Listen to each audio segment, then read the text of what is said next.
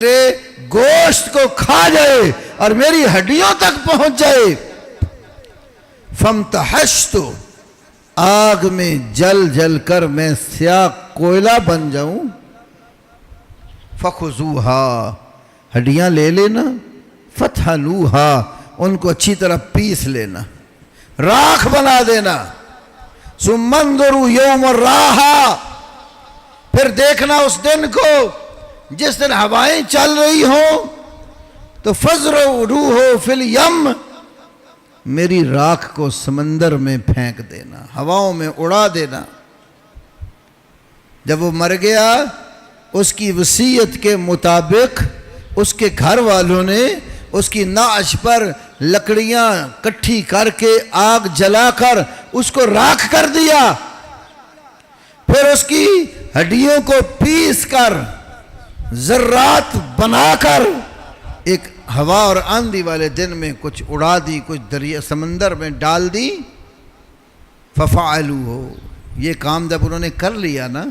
تو رسول پاک صلی اللہ علیہ وسلم نے فرمایا فَجَمَعَهُ اللَّهُ اللہ نے اس کے وہ ذرات اکٹھے کر لیے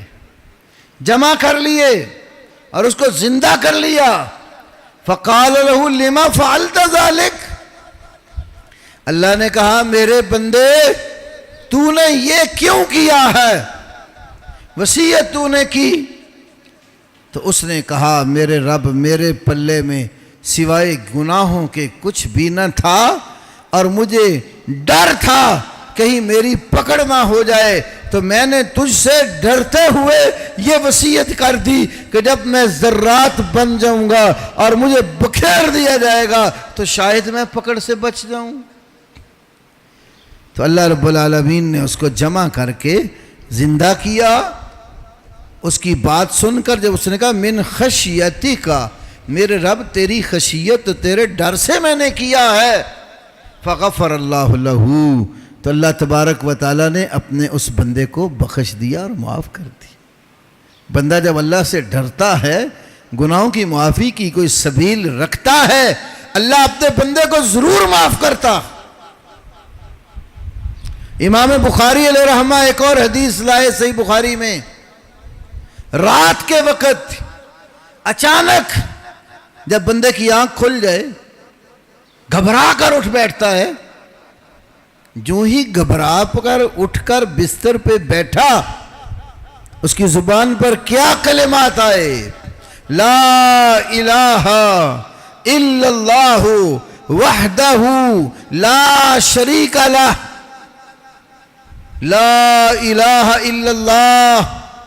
اللہ کے سوا کوئی سچا الہ اور معبود نہیں ہے وحدہ وہ اکیلا ہے ذات میں بھی اکیلا ہے اپنی صفات اور کمالات میں بھی اکیلا ہے اپنے حقوق و اختیارات میں بھی اکیلا ہے لا شریک لہ اس کے ساتھ اس کی ذات میں صفات میں اختیارات میں کوئی شریک اور حصہ دار نہیں ہے لہ الملک ولہ الحمد یہ ساری بادشاہی لہو صرف اسی کی ہے لہ الملک ولہ الحمد جب بادشاہی ساری اس کی ہے تو حمد اور تعریف بھی اسی کی ہے وَهُوَ عَلَىٰ كُلِّ شَيْءٍ قَدِيرٌ وہ ہر چیز پر کمال قدرت رکھتا ہے ادھر آنکھ کھلی گھبرایا زبان پہ یہ کلمات جاری ہو گئے دوسری جگہ یہی حدیث امام نسائی کے شاگرد امام ابو بکر ابن سنی علیہ رحمہ لائے اس میں کچھ الفاظ زائد ہیں وہ آگے اس میں یہ الفاظ ہیں دوسری کتاب میں جب اس نے یہ کلمات اپنی زبان پر جاری کیے اللہ نے آسمانوں پر فرشتے جمع کر لیے فرشتوں کو جمع کر کے کہا یا ملائکتی انظروا الی عبدی ھذا اور میرے فرشتوں میرے اس بندے کو دیکھو ایک وقت تھا تم نے کہا تھا انسان پیدا نہ کرنا یہ کچھ تو خون کرے گا قتل و غارت گری کا بازار گرم کرے گا زمین پر فسادات کرے گا اور میں نے تمہیں کہا تھا انی اعلم ما لا تعلمون بے شک جو حقائق میں جانتا ہوں وہ تم نہیں جانتے۔ آج میرے اس بندے کو بھی دیکھو، اس کی اچانک آنکھ کھلی ہے اور اس نے میرے سوا کسی سے کال نہیں ملائی، ڈائریکٹ میرے سے رابطہ کرتے ہوئے توحید والا کلمہ پڑھ رہا ہے، اشہدو قد غفرت عبدی، میرے فرشتوں گواہ ہو جاؤ میں نے اپنے اس بندے کو معاف کر دیا۔ اللہ تو معافی کے ہمارے لیے سمجھو محض بہانے بنا دیتا ہے، چھوٹی چھوٹی چیزوں پر اللہ ہمارے گناہوں کی بخشش کر دیتا، بس شرط یہ ہے ہم اللہ رب العالمین کی طرف توجہ کریں۔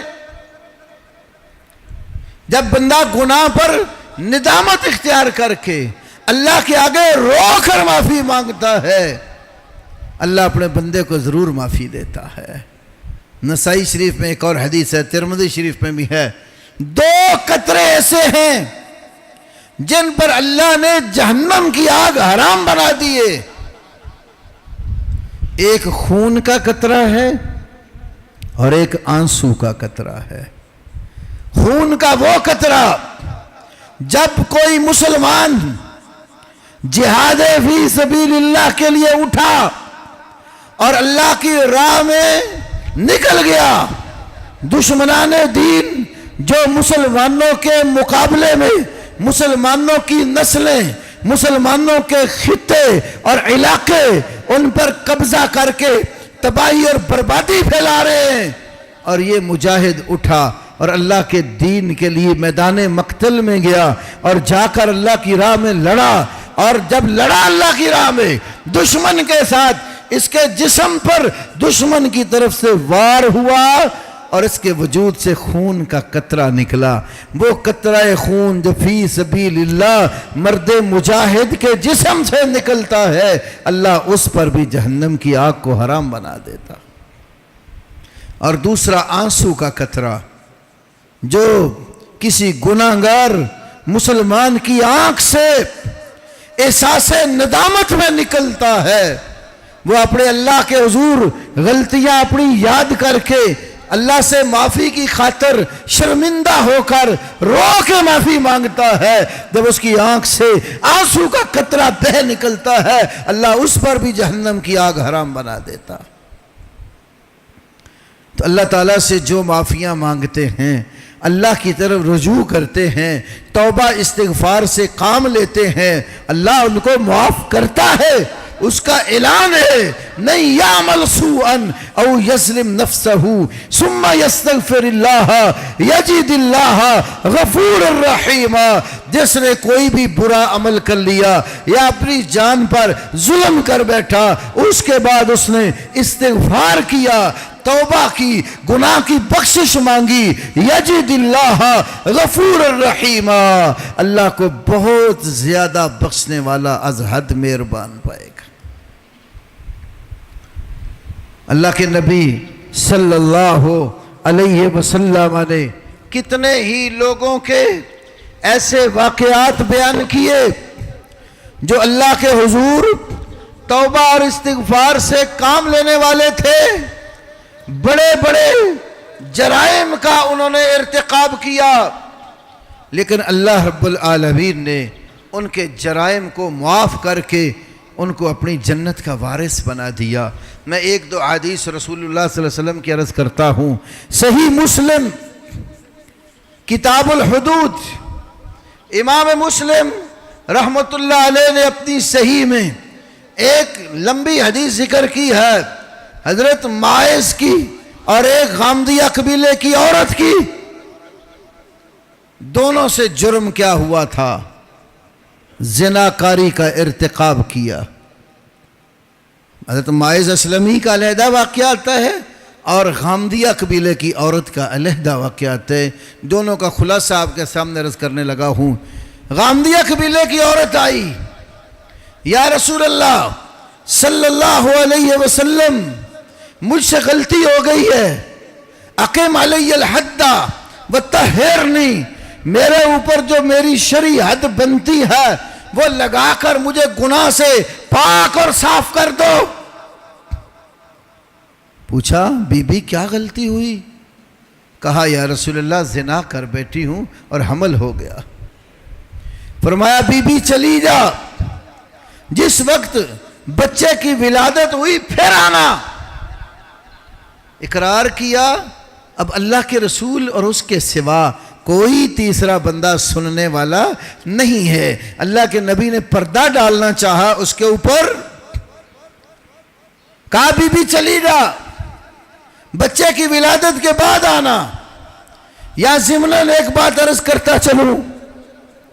حمل اس کا زنا کا تھا، حلال کا نہیں تھا، حرام کا تھا۔ رسول اللہ نے اس کو یہ نہیں کہا بی بی حمل گرا دے۔ ہمارے ہاں بڑے افسوس سے کہنا پڑتا ہے، مسلمان جائز نکاح کی اولاد میں جب بچے کی ولادت کا سلسلہ شروع ہوتا ہے تو بچوں کی کثرت سے ڈرتے ہوئے حلال کے بچے گرانے کی کوشش کرتے۔ میرے نبی محمد صلی اللہ علیہ وسلم نے وہ زنا سے حمل والی عورت کو بھی نہیں کہا کہ اس بچے کو گرا، چلو تیرے اوپر پردہ پڑ جائے، تیرے سوا کسی کو علم نہیں ہے۔ نہیں، فرمایا جاؤ جب بچہ پیدا ہوا پھر آنا۔ کچھ وقت گزرا، جتنا بھی بچے کی ولادت کا دورانیہ تھا، بچہ پیدا ہو گیا، اس بی بی نے بچے کو اٹھایا، پھر اللہ کے نبی کے پاس آ گئی، یا رسول اللہ اقیم علی الحد وطہرنی، میرے اوپر حد لگائیے اور مجھے پاک کر دیجئے۔ فرمایا بی بی چلی جا، کہ تیرے اوپر حد لگا دی تو بچے کو دودھ کون پلائے گا؟ اس بچے کی جو غذا کا انتظام اللہ نے ماں کے ساتھ رکھے وہ کیسے ہوگا؟ جاؤ اس کو لے جاؤ۔ اس وقت آنا جب بچہ روٹی کھانے لگ جائے گا۔ پھر ٹال دیا۔ اس عورت کو اپنے گناہ پر اتنی ندامت اور شرمندگی تھی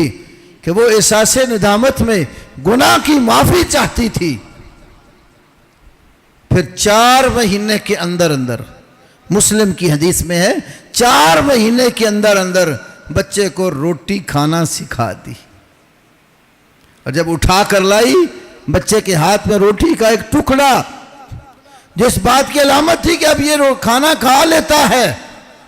کہا یا رسول اللہ اب تو کھانا کھانے لگ گیا ہے، میرے اوپر حد لگاؤ اور مجھے اس گناہ سے پاک کر دو۔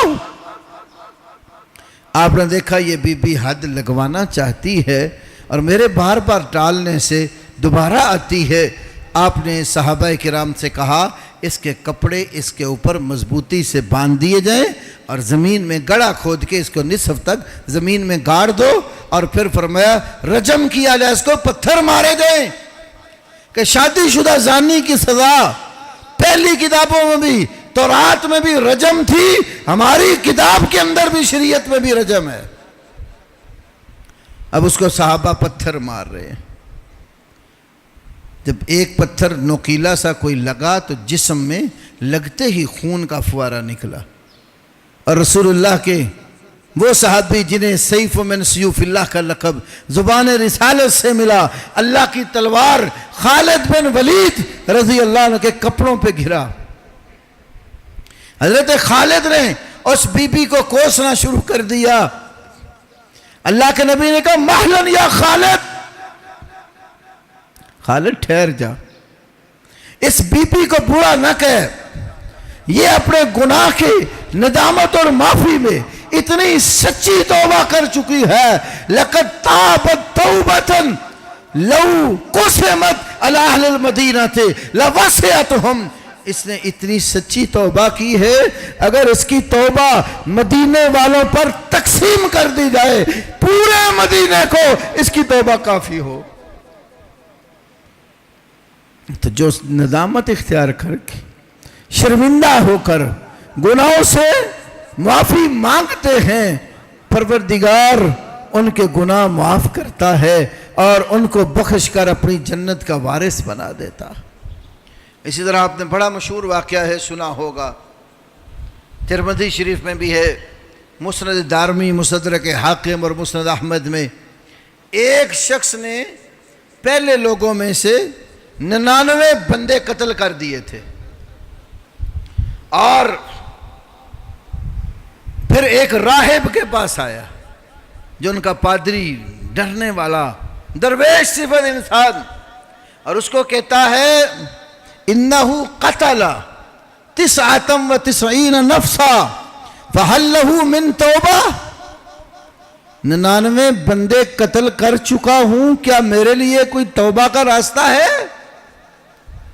وہ پادری کہنے لگا لا، تیرے لیے توبہ کا دروازہ بند ہے، کوئی توبہ نہیں ہے۔ 99 بندے مار کے اب توبہ پوچھتا ہے؟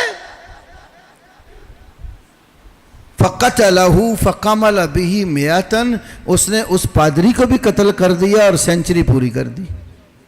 100 بندوں کا قاتل ہو گیا۔ ثُمَّ سَأَلَ عَنْ عَالَمَ أَهْلِ الْأَرْضِ، پھر زمین پہ بسنے والے لوگوں میں جو زیادہ علم رکھنے والے تھے نا،